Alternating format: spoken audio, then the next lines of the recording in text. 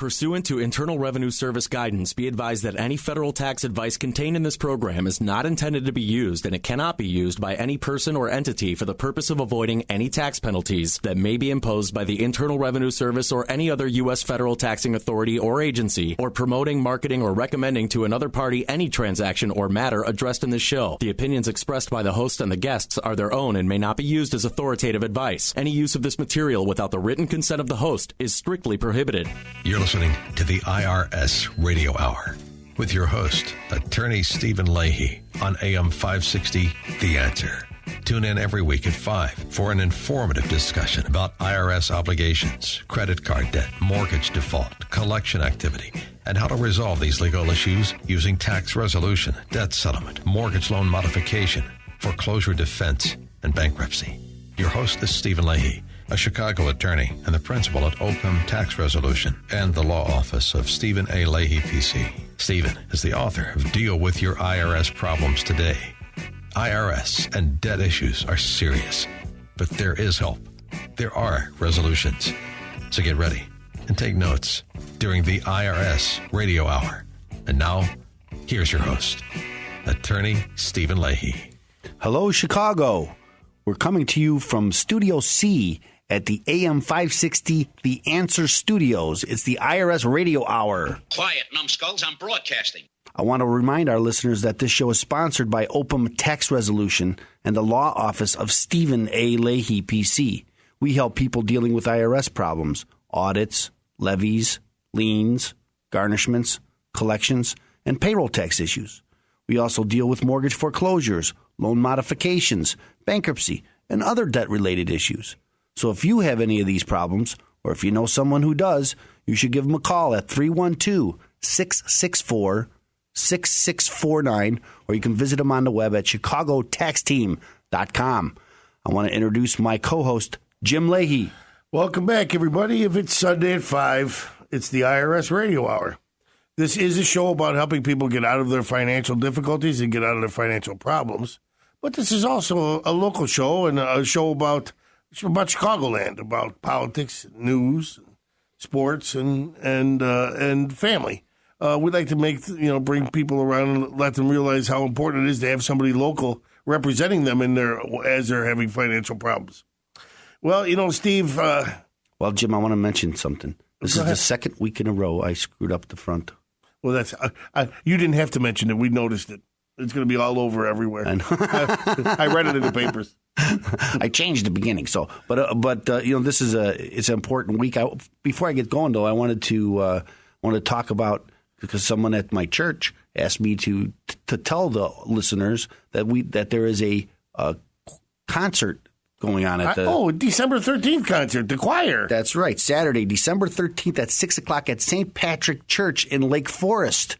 It's the Christmas concert with adult and the children's choir, both of them, and all are welcome. So come on out to St. Patrick's Church, and they have a great music program with Dawn Isaiah is the coordinator. It's at Waukegan and what? Waukegan and Everett. And Everett in Lake Forest. Now, Steve, the worst case scenario happened from the last time we were here. If you all remember, going back, we recorded a show our last show we had to record before Thanksgiving. So there has been 2 Thursdays since last Thanksgiving. And what has happened? The Chicago Bears have lost both games. As a matter of fact, I'm crying. I know. So the worst thing that could have happened. And we have an expert to say why this happened. There is not one problem with the defense. There are many. Too numerous to elaborate. We stink.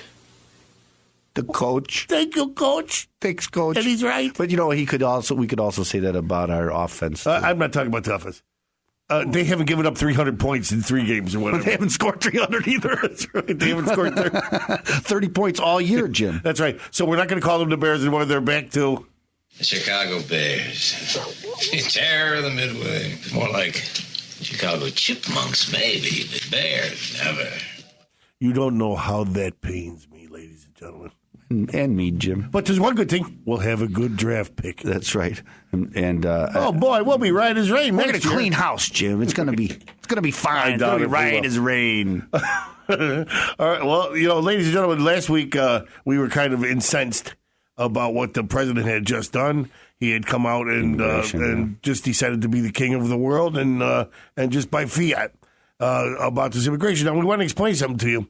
Why we're so upset about this, and it's not because of immigration. It's not because people come in. It's economics. The whole country the whole country's built on the fact that people want to come here to work. But the difference is, and I want to show you, we have this. This is Milton Friedman, Uncle Milty, we like to call him in the conservative world, who is a genius, and let him explain to you the differences between the beginning of the century and the end of the century. Suppose you go around and ask people. The United States, as you know, before 1914 had completely free immigration. Anybody could get on a boat and come to these shores, and if he landed on Ellis Island, he was an immigrant. Was that a good thing or a bad thing? You will find hardly a soul who will say it was a bad thing. Almost everybody will say it was a good thing. But then I suppose I say to the same people, but now what about today? Do you think we should have free immigration? Oh, no, they'll say, we couldn't possibly have free immigration today. Why, that would flood us with immigrants from India and God knows where. We'd be driven down to a bare subsistence level. What's the difference? How can people be so inconsistent? Why is it that free immigration was a good thing before 1914 and free immigration is a bad thing today? Well, there's a sense in which that answer is right. There's a sense in which free immigration, in the same sense as we had it before 1914, is not possible today. Why not? Because it is one thing to have free immigration to jobs. It is another thing to have free immigration to welfare.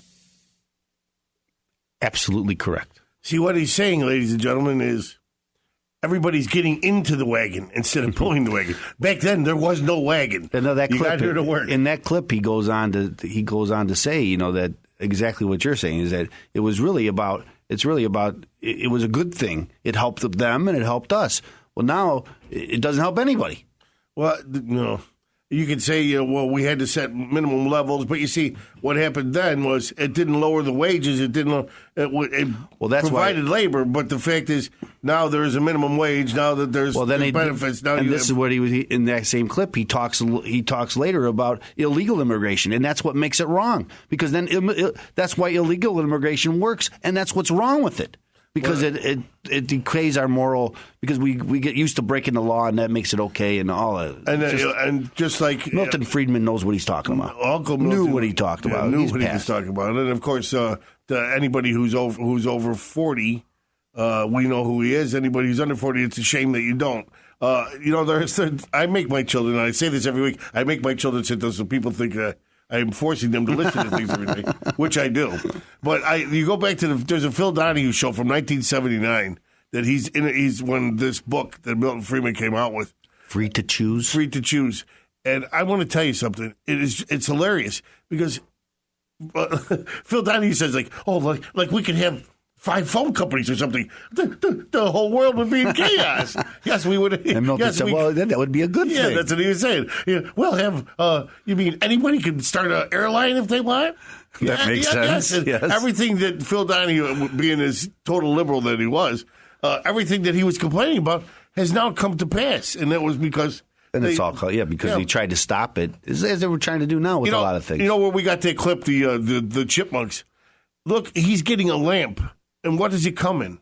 It comes in a huge wooden box. 3 guys. Delivered by 3 men. Yes. Because at the time... A lamp. The time, the companies owned... You had to buy in to be able to use the roads. You had to have a license to have a trucking company. And they limited how many trucking companies there were. And that's right. And the people who owned those licenses didn't deliver anything. They just sold the rights to use their trucking company.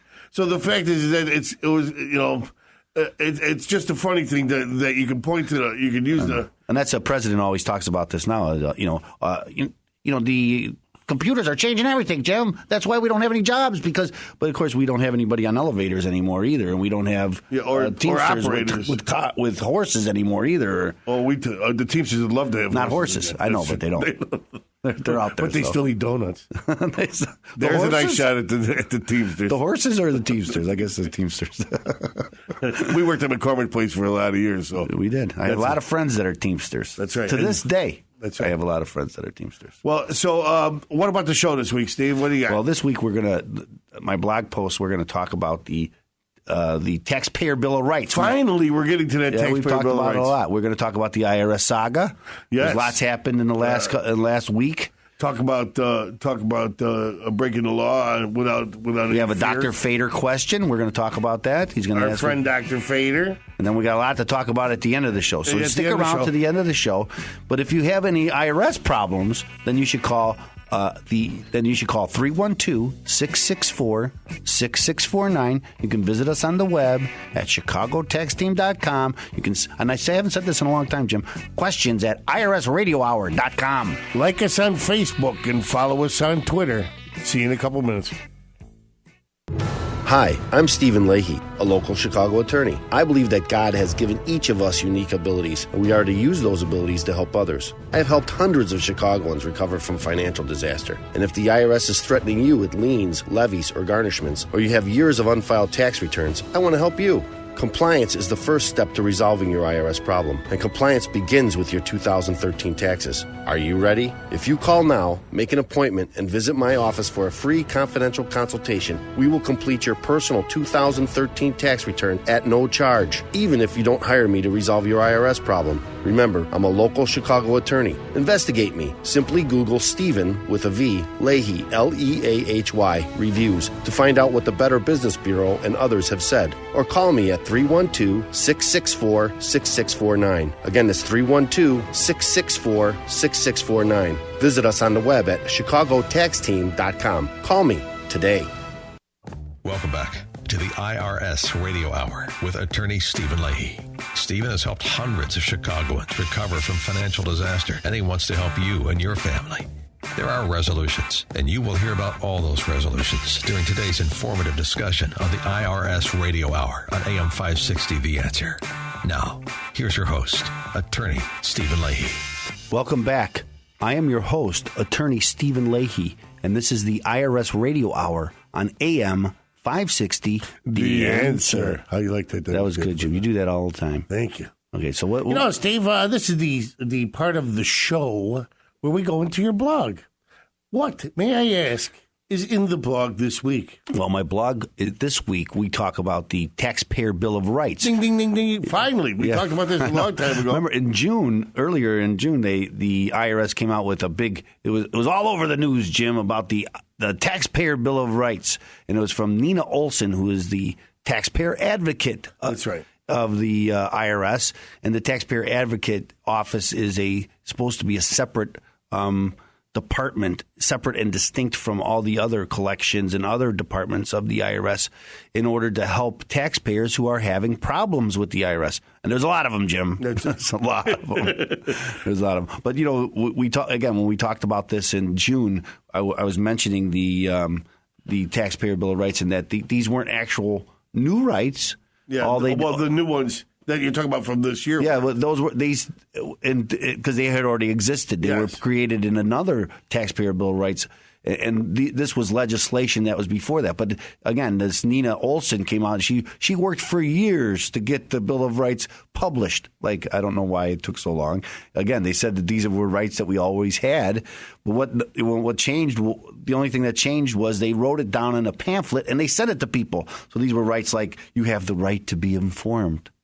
Wow. You have the right to quality service. That's great. You have the right to pay no more taxes than you owe. Oh, come on. You have the right to challenge the IRS's position and be heard. By whom? It doesn't say. That's right. And you have the right to appeal. You have the right to finality. So these kind of things that I think are again, have already existed. They were part of the law. Stuck to finality. What does that mean? Nobody knows, Jim. Nobody really. And I would tell you, I have a lot of clients. They don't think it ever ends. That's true. I'll bet it doesn't end. And so it never ends. So, and that's when they come to see me. I've been fighting the IRS for years on this, and I want it to just go away. And of course, that's what we help people do, help it go away. So again, this goes back to the real taxpayer Bill of Rights. It actually took about 20 years for them to come up with this legislation. They started Senate hearings in 1981. What was going on in 1981, Jim? There was a new man on the scene, Uncle Milty Friedman. No, he was new him too. But it was the beginning of the Reagan administration. That's right. So they started hearings in 1981 about. And as some of my friends would say, "Come on, it's over. Give it up." 30 years ago. That's right. So in 1981, they started Senate hearings about the IRS, and they were pulling. People would come in front of the IRS and tell them their stories, their horror stories, because there weren't really any rights of taxpayers. The IRS really had free reign, so there was a lot of horror stories because Jane Fonda. That's right. They had a lot of horror stories because the IRS could do very much what they wanted. An agent who was a rogue agent, as they call them, could take your house away from you and sell it, and you really didn't have any rights. And another problem was you could fight the IRS, but you had to pay what they said that you owed them before they would allow you to fight them. So if you didn't, if you said, "Hey, I really don't owe that," they would start taking things from you, and then you could fight them in court. And once they took things from you, obviously you don't have how are you going to fight them? You don't have any money, you don't have any assets. They took them all away from you. If I remember correctly, in 1994. When Congress switched over for the first time in 40 years to the Republican Party, they actually had a whole bunch of hearings, and they brought the fact in that you could. There was huge changes then, and the changes that came about were. They brought it up to. Well, that was in 1996. In 1988, they did pass this they call it the Taxpayer Bill of Rights 1. So that was the first one. It wasn't as comprehensive. There was a lot of changes, but it wasn't earth shattering. It didn't really change that much. But what I was going to say about 1994 was they actually made it where you were innocent until proven guilty. Okay, and that has now switched back again since the Democrats took back control of Congress. They put the burden back onto the taxpayer to prove that he's innocent instead of putting the burden on to the IRS, which was a huge deal. And, I mean, it really pushed the pendulum all the way to one direction. That's right. And, even in 1988, we mentioned that that Ronald Reagan was the president, but Senator Mark Pryor, Democrat from Arkansas, was really the driving force behind the Senate action. He sponsored this legislation to change, and the IRS went kicking and screaming. They didn't want it. They were against it. They thought, "How are we going to collect taxes if we don't have these rights?" Well, now we know that.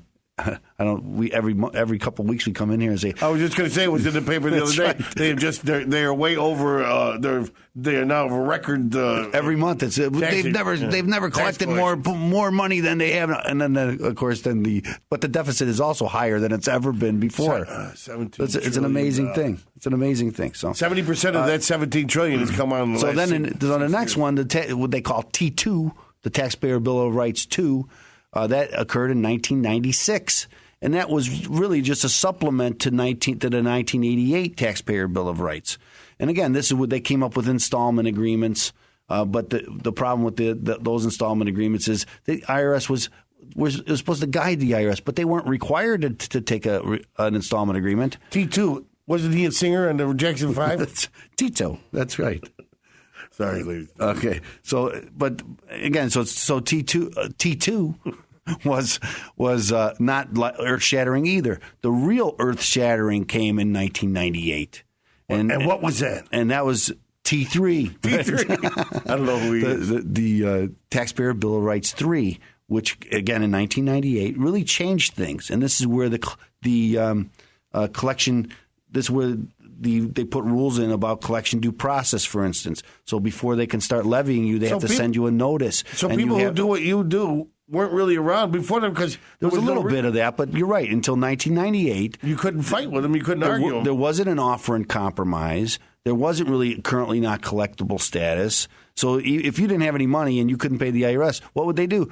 They would garnish your wages, and then you really didn't have any money. And before 1998, they could take almost all of your money from your employer. So part of the things in 1998 and 1996 was they raised the exemptions, how much they allowed people to keep, so they can make the so minimum payments. Live. That's right. How dare they, right? So they can make minimum payments to the IRS. So in 1998. The Taxpayer Bill of Rights actually changed things. Yeah, we knew a lot of people who the IRS had back then, and they would get no check for months. Yeah. I mean, there were a lot of tradesmen. And this is what made people go underground, because they were afraid. And of course, they had a lot to be afraid of, because they take all your money. So, and we had to, I remember. So that's why you had a good underground economy, because people were being everything they made at work was taken. And that's before too many computers took over. People were working under somebody else's name and somebody else's Social Security number. Boy, how easy that would have been back then. And it was. I don't know. I didn't know people personally that did that, no, Jim. I don't either. But I know it did happen. But there's been stories. There has been stories. That's true.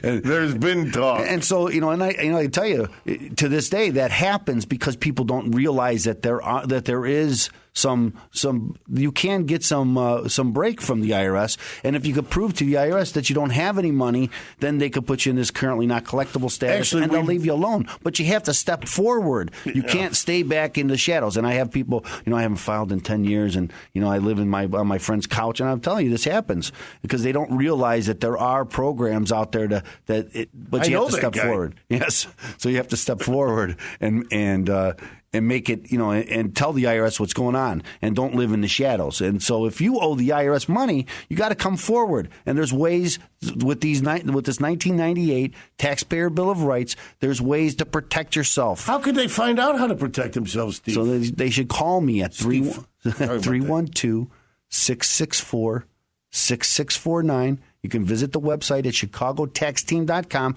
Remember, at chicagotaxteam.com, there's lots and lots of information there. I have videos. We video the show every week, and I answer questions from the listeners. I have the blog posts is up there, and there's lots on there. So we have videos, we have audio, we have articles. So however you like to get your information, it's there. We have that? We have all of that? Yes, we have all of that. Do we have a Facebook and page? More. Facebook, like us on Facebook, follow us on Twitter, and come back after the commercial. Hi, I'm Stephen Leahy, and for me, success comes when I help other people. That's why I became an attorney. I know the economy has taken a financial toll on many families and businesses, but I believe that they can recover from their financial problems if they just get the right help. I'm here in Chicago, and I know that if people improve their financial situation, they improve their lives, and I want to help. If the IRS is attacking you with liens, levies, or garnishments, if your mortgage company has threatened foreclosure, or collectors' calls are driving you mad, you need help. We listen to your financial situation, find out what's really going on, and develop a workable solution. Remember, I'm right here in Chicago, and your first visit is completely free and confidential. I will tell you on the spot what can be done and what it will cost. If you are looking for help, you've come to the right place. Call me, Stephen Leahy, at 312-664-6649. Again, that's 312-664-6649. Or visit us on the web at chicagotaxteam.com. Call me today. You're listening to the IRS Radio Hour with attorney Stephen Leahy on AM 560, The Answer. Attorney Stephen Leahy brings his passion and expertise to your radio each and every week during the IRS Radio Hour. Tune in, take notes, and be educated. Learn your options resolving financial obstacles that face so many. And now, back to the IRS Radio Hour with your host, attorney Stephen Leahy. Welcome back. I am your host, attorney Stephen Leahy, and this is the IRS Radio Hour on AM 560, The Answer. Well, Steve, this is the part of the show where we go into our weekly saga of As the IRS Turns. Well, they keep doing it to us, Steve. They keep doing it to us. Is it expanding, Jim, or is it just... I'm going to tell you something, ladies and gentlemen. The president's supporters say that this was a witch hunt, that this had nothing to do. The president himself even said what it was, and it's all a lie. So you're saying there was no corruption there at all? No. That's not what I'm saying. That's actually... No, but I want to know what you're saying. You're the leader of the country. You're saying no corruption? No. None? No. There were some boneheaded decisions. Out of a but no local mass office. corruption? Not even mass corruption. Not even a smidgen of corruption. Okay. Wherever we can, we follow the law. Yes, thank you, Mr. Koskinen. Yes. He helps us right in there. I would love to believe the president and his supporters, but the fact is they found these emails, and there we go. Here we thought, okay, now we can get to the bottom of it. But we can't get to the bottom of it. Why can't we, Steve? Because of privacy concerns, That's Jim. right. So they're breaking the law by having people's private information. But these are really two different issues, though, Jim, because we're talking about the emails that they found, that they said they lost, and then they said they found, and they said they lost, and now they said they found them again. And then we're also talking about these 2,500 documents that the White House had specifically asked for, and they turned them over to the White House. Yeah, although the IRS won't say whether they did turn them over or not. That's right. They'll just say, well, they did ask for a bunch of documents, and it took 2 years for them to admit that they did turn over these, or that they asked for them. Well, what were we saying before the elections? They needed to get past the elections. That's right. And imagine the beating they would have taken if they would have found out. But now there is a connection, because the fact is, a lot of that information that was before that they were sharing were people. They were asking people of their donors list. They were asking people who were trying to start C4s what your meetings were. Give me minutes of your meetings. Okay, so let's go through the timeline again and see how, just to remind us. First, we were promised that the IRS would produce all of Lois Lerner's emails. Then we learned that some of Ms. Lerner's emails had been destroyed, and there was absolutely no way he could produce all of Ms. Lerner's emails to Congress. Second, we were told the IRS had confirmed that all backup tapes with Lois Lerner's emails had been destroyed. Then we learned last week from IRS attorney Thomas Kane that a backup tape may in fact exist. Third, we were told that there was one hard drive crash, Lois Lerner's. Then the Ways and Means Committee disclosed that there were 7 or 8 total crashes. And now we learned from Mr. Kane that there may be as many as 20. Now think about this. The IRS has identified 83 custodians of documents and information. The IRS has identified these people associated with this targeting of conservative groups. And now almost a fourth of them may have had hard drive crashes. Unbelievable. That was July. And let me explain something. None of that is true. Well, what do you mean? Oh, well, he said crashes. No, they didn't lose anything. I know, and that's all that was like. But hey, remember, look, a kitty. Remember the president's defenders though were saying, if we could just find those emails, it would just clear this up. And I know it looks bad, but if we had those emails, it would clear this all up, and nobody would know. You Republicans are just making a witch hunt. And so now the emails come back, and they can find them, and they say, we can't look at them. Boy, because, I wish I could show you. Oh, because there's some privacy concerns, and these privacy concerns, you can't look at those emails. So remember what they did with Sarah Palin, where they sent them out, and all the reporters looked at them, and they can get to, and they read every line of every email within like a couple of days, and it was all over the internet. Here, they want to do the same thing here, but they're saying, we can't do that. The problem is they know that the Republicans have a base that would spend their whole time finding these things. I think both sides have a base that will do that. But they have. Well, the problem is their base is the news. Well, that's true. That's right. Someone gets paid to do that. That's right. Someone gets paid to do that. Our people are doing it on their own, sitting at home. Right. So it's not. So it's the 2,500 documents also have privacy concerns, and so we can't even tell you if they send them over. Now, the only way they can legally give them over to the White House is if the president or someone he specifically designates asks for them, and they have to be on a case by case basis. That's right. So he can't. So you can't say, "Give me all of these." And that's another reason why they don't want to reveal it, because they don't want to tell you if they ever got them, because the only person that could ask is the president. So let it be written. So let it be done. I love that. I love that because I wanted to do that at the first part of the show too, because he's the emperor, he's the king, he's the pharaoh. He is. Look, a kitty. You're distracting me again, Jim. I just can't believe these people. I know. It's one thing after another, and it's one reason after another. And they're still going to tell us, well, if you could just see those emails, you would know that we were innocent. We've been saying this since the beginning of the show. Actually, this was I was telling someone last night, this was a segment that we put in to cover for 1 week.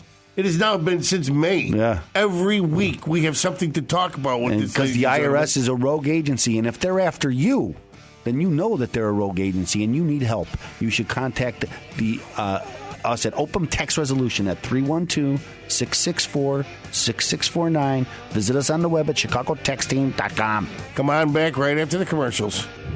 Hi, I'm Stephen Leahy, a local Chicago attorney. I believe that God has given each of us unique abilities, and we are to use those abilities to help others. I have helped hundreds of Chicagoans recover from financial disaster. And if the IRS is threatening you with liens, levies, or garnishments, or you have years of unfiled tax returns, I want to help you. Compliance is the first step to resolving your IRS problem, and compliance begins with your 2013 taxes. Are you ready? If you call now, make an appointment, and visit my office for a free confidential consultation, we will complete your personal 2013 tax return at no charge, even if you don't hire me to resolve your IRS problem. Remember, I'm a local Chicago attorney. Investigate me. Simply Google Stephen with a V, Leahy, Leahy, reviews to find out what the Better Business Bureau and others have said. Or call me at 312-664-6649. Again, that's 312-664-6649. Visit us on the web at ChicagoTaxTeam.com. Call me today. Welcome back to the IRS Radio Hour with attorney Stephen Leahy. Stephen has helped hundreds of Chicagoans recover from financial disaster, and he wants to help you and your family. There are resolutions, and you will hear about all those resolutions during today's informative discussion on the IRS Radio Hour on AM 560 The Answer. Now, here's your host, attorney Stephen Leahy. Welcome back. I am your host, attorney Stephen Leahy, and this is the IRS Radio Hour on AM 560 The Answer. Well, Steve, we are in the segment where our friend, Dr. Richard Fader from Fort Wayne, Indiana, he has written a question to you, and let me read it to you. He says, Steve, someone rang my doorbell, and when I went to answer, there was nobody there. Then I looked up, and I saw the papers were shoved in my mailbox, serving me with some sort of court thing. Is that the proper way for them to serve me, and am I obligated to appear, therefore? That's a good question. I get this a lot. As a matter of fact, I had it several times this week. Some people I wonder what he's a doctor of. I don't know. I think he's maybe he's a foot doctor. A podiatrist. He's a podiatrist. He always asks me to take off my shoes. Now this is state law that we're talking about. So we're going to talk about Illinois and how it works in Illinois. Illinois. If you're from Indiana, then it would be Illinois. That's correct.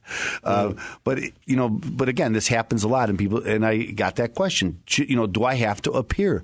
And the answer is yes. You do have to appear. Why? Okay, thanks. And this is why it's you do have to appear but you're also right that that's not the way they're supposed to serve you. In Illinois, there's three times. I'm confused. Okay, because in Illinois, there's three different types of a service, a legitimate service. Now, the court can't get jurisdiction over you without proper service. So if they don't get proper service against you, and then there's a judgment entered against you, even if they sell your house and you weren't properly served, you can undo all that because they're void. All of those actions are void if they never got jurisdiction of you because they didn't do a good service. So sometimes people come to me, they wait, I got a sale of my house, in next week. Sometimes it's tomorrow. That's a little harder. But next week I have a sale of my house, and how am I going to stop it?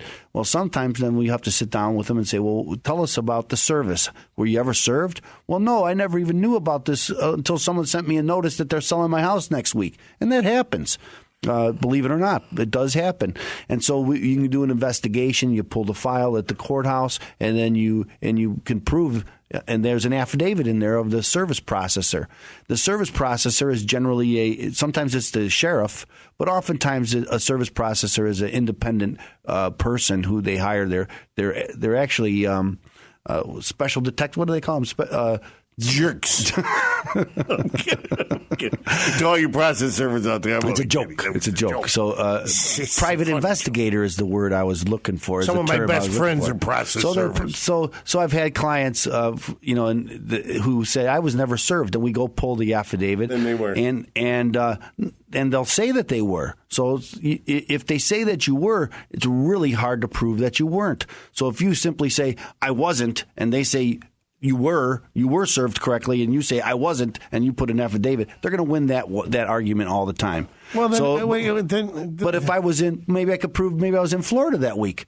And I have some hotel bills, or maybe I had someone who was in the hospital for a week. What if they shoved it in my mailbox? But again, if somebody took it out of my mailbox, if they have an affidavit that said hey, I handed it to that person, and I could prove that I wasn't home that day, I was in Florida, or I was in the hospital. Now I can use that to beat the. But he rang my doorbell. Okay, but that means you were probably home, and it's going to be hard to prove that he didn't properly serve you. So if he says he did, and you say he didn't, well, you're going to lose that argument every time. So I had a client who was a black woman with blonde hair, and the process server said that he served she was short and fairly heavy, and the process server in his affidavit said he served a woman, a black woman of medium complexion, of medium height, of medium weight, with dark hair, and dark brown eyes. That's right. It's like describe every black woman in Chicago, except for this black woman who had blonde hair. Okay, so I went to court and I said, Judge, his own affidavit said he signed this affidavit under penalty of perjury, and his own affidavit said that this is who he gave it to, and that doesn't describe my client. Now, I think that argument... So what you're saying is you should dye your hair before you go. No, because that argument would have worked with most judges, but this judge, it didn't work. Right. He said that wasn't enough. He said it wasn't enough. Now, the lawyer on the other side happened to be a friend of mine, and he still talks about that at seminars and things. He tells people about it because he thought for sure I was going to win because I had a great argument, and I lost. Okay, so sometimes you win, sometimes you lose. Another example, I had a woman, a white woman, blonde hair, blue eyes. She had a Hispanic last name. The process server signed an affidavit that he described a Hispanic person, and so I went to court and I said, Judge, look, he didn't describe my client. She's got blonde hair, blue eyes. He says dark hair, dark eyes. I won that one. So sometimes you win, sometimes you lose, depending on the judge. But again, when the process server has an affidavit, it's really hard to beat it. You need some other proof. You can't just use your own affidavit and say, he says I was served, I say I wasn't. Could you get your neighbor to sign an affidavit saying I saw him shove it into the mailbox? You might. That might. If that's all you have, then you can use it. Doesn't mean it'll work because now your neighbor is kind of biased towards you, and so. What if my neighbor hates me? Well, then he probably wouldn't give you an affidavit. And you're right. Your neighbor does hate you. It. So I wouldn't help you. And he's my attorney, ladies and gentlemen. Right. I'm going to prison. So if you have this issue, if you have been served a foreclosure case, then you should call me at 312-664-6649. You can visit us on the web at chicagotaxteam.com. And we have a Facebook page. It's Facebook/IRS Radio Hour. I haven't asked this in a while. Do you still serve cookies in your office? I do serve cookies. So come to the office, you get a cookie too. Follow us on like us on Facebook, follow us on Twitter, and come right back after the commercials. Hi, I'm Stephen Leahy, and for me, success comes when I help other people. That's why I became an attorney. I know the economy has taken a financial toll on many families and businesses, but I believe that they can recover from their financial problems if they just get the right help. I'm here in Chicago, and I know that if people improve their financial situation, they improve their lives, and I want to help. If the IRS is attacking you with liens, levies, or garnishments, if your mortgage company has threatened foreclosure, or collectors' calls are driving you mad, you need help. We listen to your financial situation, find out what's really going on, and develop a workable solution. Remember, I'm right here in Chicago, and your first visit is completely free and confidential. I will tell you on the spot what can be done and what it will cost. If you are looking for help, you've come to the right place. Call me, Stephen Leahy, at 312-664-6649. Again, that's 312-664-6649. Or visit us on the web at chicagotaxteam.com. Call me today. You're listening to the IRS Radio Hour with attorney Stephen Leahy on AM 560, The Answer. Attorney Stephen Leahy brings his passion and expertise to your radio each and every week during the IRS Radio Hour. Tune in, take notes, and be educated to learn your options resolving financial obstacles that face so many. And now, back to the IRS Radio Hour with your host, attorney Stephen Leahy. We're back. I am your host, attorney Stephen Leahy, and this is the IRS Radio Hour on AM 560. The answer. Well, boy, the time flies on this show. I'll tell you that right now. We're almost done here. We want to go over some things that happened yesterday, as a matter of fact, for that horrible Bears game. Because remember... Okay, boys, leave it alone. We were the men's group at St. Patrick's Catholic Church in Lake Forest on Waukegan and Everett, where the choir concert will be. That's right. That is a remarkable coincidence. Anyway, we were there last night. The men's group, I made probably about 20 pounds of pulled pork, 40 pounds of pulled pork. We had ham. We had a beautiful venison chili. But I didn't get to that far. I'm not that brave. But of course, we had it was a fundraiser. The men's group, we raised money for a place called the Most Blessed Trinity Academy in Waukegan. And we helped sponsor a lot of the kids go to school up there. A lot of them couldn't afford to attend that school without some help. So we there's a lot of guys in our congregation who have spent a lot of time, a lot of money, and a lot of volunteer work up there. So we like to say thanks for everybody showing up last night. We also want to bring up the fact again about the concert. It's on Saturday, December 13th. At 6 o'clock, and all are welcome. So you don't have to be a Catholic to go. No, you don't. I'm sorry. Which is true. We have a creche. A creche it's a manger for you people who don't know what that is. We built a handmade one that the men's group ding ding ding ding put together. That's in front of the church, and there's kind of a live nativity scene that goes on after the choir. There's animals there and stuff. So donkey and some Jim. And Jim. I love that. You're hilarious. Anyway, let's see. What else? What we got coming up during the week? I want to just mention that about the Bears. That Mike Dick. He's Hey, Coach. Let me ask you something. What's the matter with the Bears? We stink. Oh, thank you very much. He's right. He's correct. He's right. He's still my coach. That's the coach. Yeah, let me tell you something. I was thinking. I was telling someone last night, you're listening to these sports writers that saying run the guy out of town. If they wouldn't have run the coach out of town, we'd still have a hell of a team. I don't know about that. Don't talk. Ever question? He went to New Orleans and didn't do well over there, but that wasn't his hometown. His heart wasn't in it. How could he do well in New Orleans? Send him to Los Angeles. What's the matter with you? If the coach was our coach, we would have won 77-0. 100-0. We'd have 100 Super Bowls by now. That's right. Brett Favre, we wouldn't even know who he is. So anyway, we want to say, what's coming up this week? Anything good? Oh, good. Lots of good stuff. Lots of good stuff. And we'll tell you next week about it. About what we did this week. That's right. We have a video. I always have a video, and I have a nice Christmas tie this week. I have 4 Christmas ties. And you only have 3 weeks to wear them. The man has no life. That's right. But you only have 3 weeks to wear them. So you got to wear a Christmas tie every day. Someone wins them all. That's right. But I get a lot of compliments. Hey, that's a nice tie. Well, I want to end this. I was telling my kids this week we were watching the Bozo and Gar thing for. We'll play Hard Rock Coco and Joe. I put that on the Facebook page. On the Facebook That's page. Right. And we're gonna end this on an up note, because we still have a certain team in a certain town that goes on their ice and they skate and they hit and they pound, and they're a fantastic team called the Chicago Blackhawks. That's right. And if you're having IRS problems or any other financial issues, you should give us a call at 312-664-6649. Don't forget to visit us on the web at ChicagoTexTeam.com. Lots on there. Like us on Facebook. Follow us on Twitter. And come back next week.